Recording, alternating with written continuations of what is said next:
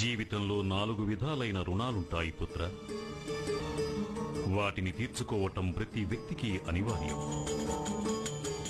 పితృణం. తల్లిదండ్రులు తమ యావత్ జీవితాన్ని తమ సంతానాన్ని పెంచి పోషించడం కోసం అంకితం చేస్తారు, కష్టాలు పడతారు. వారి రుణం తీర్చుకోవడానికి గాను సంతానానికి తల్లిదండ్రులను సేవించుకోవడం అనివార్యమవుతుంది. బ్రహ్మరుణం. ఎవరి వల్ల ఈ జీవితం లభించిందో వారికి చెల్లించేది. ఈ రుణాన్ని తీర్చుకోవటం కోసం కోరేది ఒక్కటే.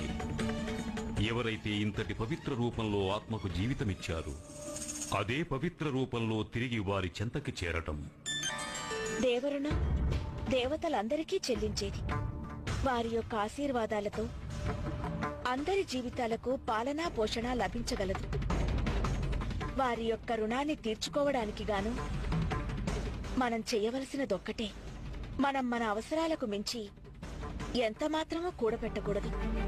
మనకు అధికమైన దానిని దాని యొక్క అవసరం కలిగిన వారికి అందచేయాలి. ఇక 4వ రుణం ఋషి అనగా గురువుల రుణం. ఈ రుణం తీర్చుకోవటానికి ఏం చేయాలంటే గురువుల ద్వారా సంగ్రహించిన జ్ఞానాన్ని దాచుకోకుండా ప్రతి ఒక్కరికి పంచి ఇవ్వాలి.